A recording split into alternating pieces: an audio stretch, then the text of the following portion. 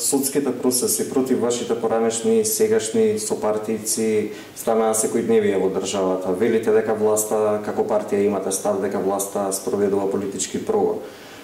Каков епилог очекувате? Кои се вашите очекувања? Најпрво, добар ден и благодарам на поканата за овој интервју. Точно, веќе од кога почна де факто овие процеси, комуницираме со јавноста и ги сметаме сите овие процеси за токму за политички прогон.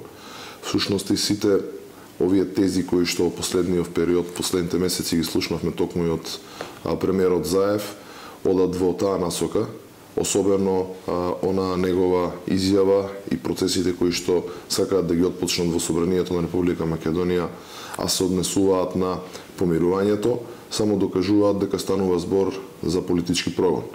Бидејќи зошто би имало помирување, доколку овие процеси не се монтирани, доколку овие процеси немаат за цел и единствена цел политички прогон, единствено на бившите и сегашните функционери, односно носители на позиции во моментов опозиционата партија ВМРО ДПМН. Каков епилог очекувам? Очекувам кацарска судството полека да почне да се на некој начин отпушта од стегите на Заев и на власта. Очекувам во некоја догледна иднина владење на правото и правната држава. Бидејќи еден од сегментите кои што тие ги ветуваа всушност и пред изборите беше дека државата е заробена и дека тие ќе овозможат, односно ќе преку реформи во судството ќе овозможат владење на правото, што всушност гледаме и од последните извештаи на Европската комисија дека не е случај. Очекувам ова да прекине подитно. Очекувам да се престане со нарушувањето на демократијата и демократските процеси и најмногу од се очекувам да се дозволи опозицијата да функционира онака како што треба и опозицијската мисла да се развива онака како што треба во едно демократско општество. Вашето возило исто беше претресувано. Дали според вас реално тоа беше потрага по екс-премиерот Груевски или го гледате како некој начин на политички притисок кон вас и вашата партија? Бидејќи вие лично бевте претресуван, снимката ја видовме сите. Немал проблем е тоа што јас бев легитимиран и тоа што моето возило беше претресувано. Целиот проблем лежи во тоа што власта, пред се Заев и Оливер Спасовски, веројатно знае каде е Груевски, знае што се случува, а сепак одбра да го прават тој циркус, токму пред седиштето на ВМРО ДПМН, со една така наречена полициска опсада, каде што претходно медиумите беа известени и беа сите овде присутни и така речено, можеби и наместени да учествуваат во тој циркус и во таа пародија. Не само јас, десетици други луѓе и оние кои што беа присутни во тој момент во штабот и кои заминува од истиот, меѓутоа и многу други луѓе кои што ја користеа катната гаража во близина на штабот, исто така беа запирани, претресувани и легитимирани, а за целото тоа време, значи Груевски воопшто не ни бил во државата. Да кажеме дека сето тоа се правело без некоја причина и незнаење, мислам дека е надвор од здравиот разум. И мислам дека вистинското прашање лежи токму кај Заев и кај Спасовски и токму тие се тие што треба да одговорат зошто дозволија да се случи такво нешто. Дали го гледате ова како лична закана, бидејќи не сепак имате функција, вие сте генерален секретар на најголемата опозицијска партија во државата. Мислам дека малце непристојно да... Се согласувам со вас дека е непристојно. Тоа што го гледам како лична закана исто така воопшто, барем во моментов, не представува проблем. Меѓутоа, многу поголем проблем представува тоа што преку полицијата, диригирана преку Спасовски и Заев, представуваше опсада на политички субјект во опозиција, значи закана директно кон опозицијата, кон ВМРО-ДПМН, меѓутоа закана и кон сите оние останати граѓани и луѓе кои што на некој начин гравитира или се движеа во поблиското опкружување на централниот штаб на ВМРО-ДПМН. Последните анкети на МЦМС покажуваат придвижување, односно ВМРО-ДПМН одделено е веќе, одлепено е, води со 5% кај македонското население. Значи, вашата партија има 30,4%, а вашиот најголем политички ривал, владеачката СДСМ, има 25,5% поддршка од македонско гласачко тело. Дали ве охрабруваат овие бројки?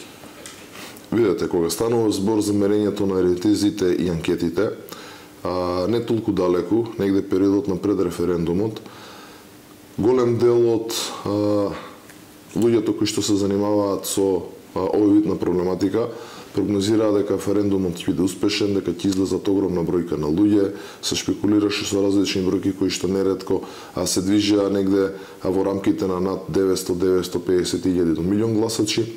Од друга страна, исто така, не толку одамна се сеќаваме кога излегува и одредени анкети на одредени медиуми каде што и претседателот на партијата го издвојува со некој незначителен рейтинг, така да во овој момент анкетите и бројките кои што ги гледаме апсолутно не ни значат ништо. Што всушност ни значи? Ни значи тоа што го гледаме кај граѓаните, тоа што го гледаме кај државјаните на Република Македонија, бидејќи секојдневно сме со народот, дали е тоа преку посета на општинските комитети, дали е тоа во ајде да го речеме обичното движење низ, дали е тоа низ Скопје или останатите градови, се чувствува атмосферата. Атмосферата е следна. Дека СДСМ тоне, СДСМ не работи ништо, владата предводена од Заев буквално нема ништо направено. И тоа се гледа кај луѓето. Се гледа кај обичниот народ, се гледа кај бизнисмените, се гледа во администрацијата, се гледа буквално секаде. И од таа атмосфера и од тоа што можеме да го почувствуваме од граѓаните е дека СДСМ тоне и СДСМ ќе замине во историјата, а оваа влада ќе биде проглашена за убедливо најнеспособната влада што некогаш Македонија имала. Ве прашам, премиерот Заев најави национално помирување. Вие како партија испративте предлог до собранието за тоа национално помирување, меѓутоа вашиот предлог беше експресно одбиен. Они исто најавуваат дека ќе имаат, меѓутоа дека ќе оди преку ново формираното тело за помилување во собранието. Што мислите, во кој правец ќе се движи овој процес? Возможно ли е да дојде до национално помирување? Неколку различни тези извлековте, ќе се обидам вака сублимирано да дадам одговор. Во самиот старт, кога Заев најави дека ќе се формира такво тело и кога го најави всушност помирувањето, само даде дополнителна потврда дека ВМРО-ДПМН и функционерите бивши или сегашни на ВМРО-ДПМН се политички прогон. Зошто поинако би имало помирување, доколку имаме владење на правото и правната држава и доколку судските постапки и обвиненија кои што ги имаме се во склад на правото и на законите и уставот на државата. Од друга страна, бидејќи буквално се до сега што кажа излажа, ВМРО-ДПМН не веруваше дека има искрена намера и дека навистина нешто ќе се случува во однос на најавената постапка за помирување. Токму затоа и го предложивме законот, кој се однесуваше за настането 27 април, да им дадеме шанса да докажат на дело дека тоа што го најавија е вистинито и дека навистина имаат намера да овозможат еден процес на помирување. Како што и сами откажавте, тие предлог законот експресно го одбија. Исто така, како партија во повеќе пати кажавме дека во ова тело нема да учествуваме и меѓутоа од друга страна, доколку видиме дека навистина има искрена намера да се направи нешто во процесот на помирување, слободно нека го предложат тоа, доколку видиме дека е сериозно и е во насока на вистинско на помирување, при што ќе возможиме владење на правото и законите во оваа држава, дека како партија ќе го поддржиме. Помина речиси месец дена, такво нешто се уште немаме видено. Така да не верувам дека ќе излезат со сериозен и искрен предлог пред се, кој што ќе би значело помирување во оваа држава. Кога сме веќе кај собранието, таму ве очекуваше една голема битка. Буџетот за наредната 2019 година влегува, најавен е од, ако не се лажам, од 1 декември, влегува во процедура, најавени се многу даночни реформи, многу нови даноци. Пресметките во новиот буџет велат дека државата ќе има прилив од нови 118 милиони евра, даноци, земени пари од граѓаните. Што би значило сето општо за економијата, за стопанството воопшто и за животот на граѓаните? Ова што го имаме како предлог буџет во моментов за 2019 година представува еден мегаломански, можеби најрасипничкиот буџет кој што, односно предлог буџет кој што го имала Република Македонија и дефинитивно ќе значи дополнително осиромашување на граѓаните на Република Македонија. Во целиот овој период, изминат период, ВМРО-ДПМН беше обвинувано повеќе или помалце дека проекциите кои што ги правело за буџетот дека се мегаломански, дека се големи, меѓутоа ако ја видиме реалноста, ќе заклучиме неколку работи. Буџетот кој што го имаме предложен сега е негде за 300 милиони евра, поголем од тој што го имавме минатата година, за 700 милиони евра повеќе во однос на тоа што го имавме во 2016-та и за цела милиарда евра повеќе од тоа што го имавме во 2014-та година. И токму тоа го потврдува она што пред малку го кажав дека е мегаломански. Зошто велам дека е расипнички? Велам дека е расипнички од неколку причини. Кога видите кои се приоритетите на оваа влада предводена од Заев, ќе видите дека пред се е личниот комодитет, отколку било кој друг интерес кој што го имаат граѓаните.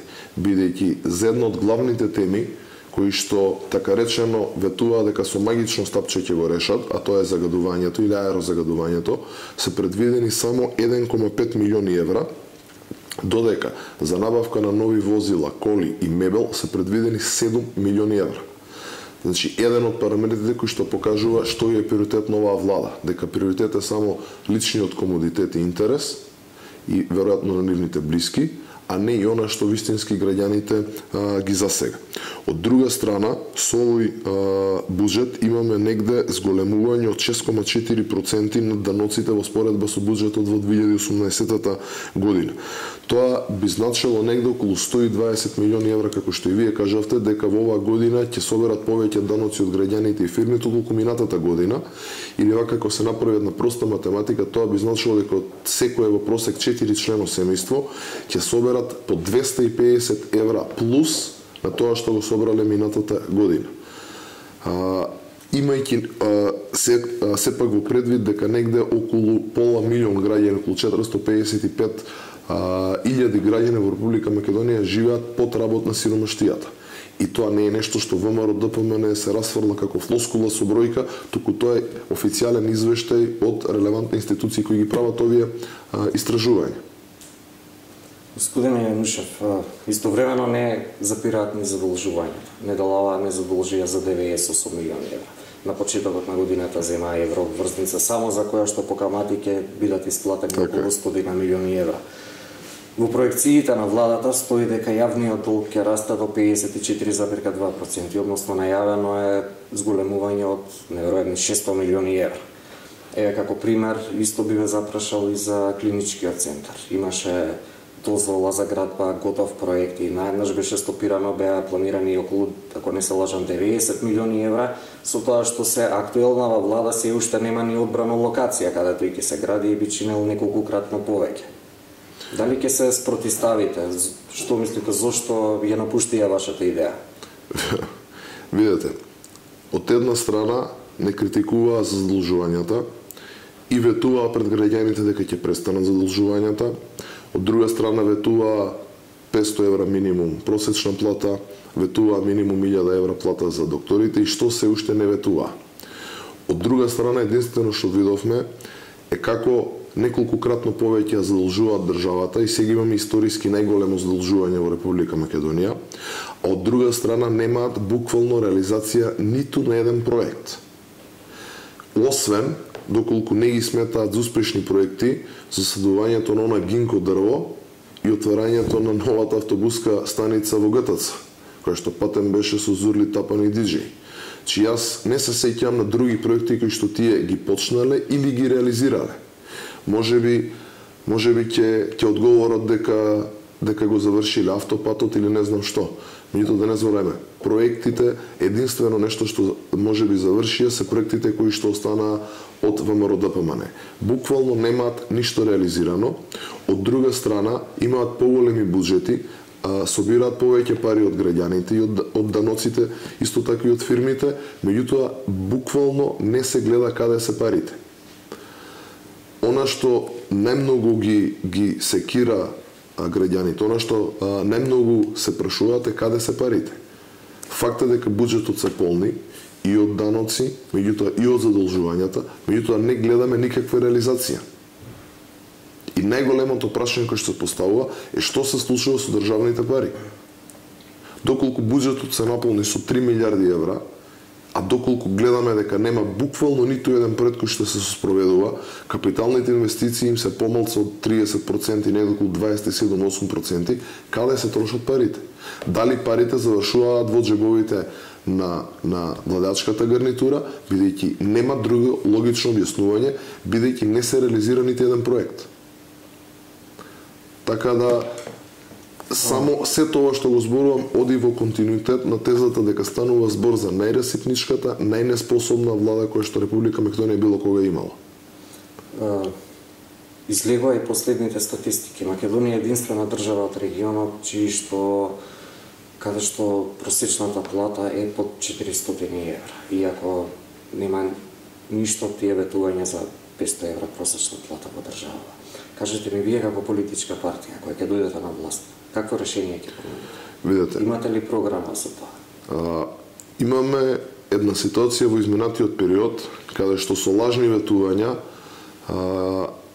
успеа да формираат владата и на некој начин можеби да прелажат дел од граѓаните или можеби граѓаните сакаат да веруваат дека сето тоа може туку така од денес утре да се направи. Она што како партија можеме да го ветиме е дека нереални ветувања и ветувања само за да се дограбиме до одредена позиција нема никогаш да ги кажеме. Она што можеме да го ветиме е дека ќе го вложиме целиот наш и професионален и личен интегритет, целото свое знаење, за да ги подобриме состојбите. Дали тоа би значило дека за 6 месеци или за година дена ќе се зголемат платите, пензиите и се останато за 10, 20 или 30%, во овој момент мислам дека е неблагодарно да го ветуваме. Меѓутоа, она што можем да го кажеме дека целосно ќе се вложиме на реална основа да испорачаме се за граѓанинот да има подобар живот. Се за тоа што кога ќе отидете во продавница, ако сте биле до сега во можност да потрошите одредена сума, да потрошите барем нешто повеќе за тоа што сме успеале да придонесеме до тоа кон тоа да имате повисоки примања. Реалната основа на ветувањата во политиката е нешто што на долг рок ви дава најдобри резултати. Без при тоа да се лаже и да се манипулира јавноста, бидејќи кога лажете и манипулирате, секогаш тоа се враќа како бумеранг. Истото тоа се случува во моментов. Со сите тие нереални ветувања, со сите тие лаги кои што беа искажани и во предизборната кампања и во целиот период, после тоа се акумулира она незадоволство кај луѓето и токму тоа и ви го кажав пред малку кога зборував за каква е атмосферата кај граѓаните. Значи, едно од првите ветувања на Заев од кога стана премиер беше дека во државата ќе влезат, не знам, Google, Facebook и еден куп останати познати фирми. Каде се тие? Години и пол помина. Значи, не се случува ништо. Имаше ветување за зелената нафта кај земјоделците. Дека едно од првите мерки ќе биде. Помина години и пол, се уште нема. Слушам сега дека министерот за земјоделие го одолжил сето тоа за 2019 година. Значи, не знаат што прават. Немаат идеја, не се способни, со еден збор, значи цело време само најавуваат и само одлагаат. Зошто? Ради тоа што не знаат како да реализираат. За крај, господине Јанушев, каков период ви предстои на државата? Се чини дека доаѓаат многу турбулентни периоди во блиска иднина. Точно е тоа дека турбулентните периоди веројатно ќе продолжат. Сепак не имаме пред нас за многу краток период еден нов изборен циклус, да кажам. Тоа се претседателските избори кои што треба да се случат негде раната пролет или да кажеме пролет 2019 година, што реално би значило дека недотки периодот на крајот на јануар, почетокот на февруар месец, дека сите политички субјекти ќе влеземе веќе сериозно во кампања за претседателските избори. Она што очекуваме конечно барем малку да се вразумат, да се престане со политичкиот прогон, особено насочен кон опозицијата. Она што исто така го очекуваме дека ВМРО-ДПМН ќе настапи со сериозен кандидат на претседателските избори и дека на крај ќе оствариме сепак одличен резултат и за партијата и за државата.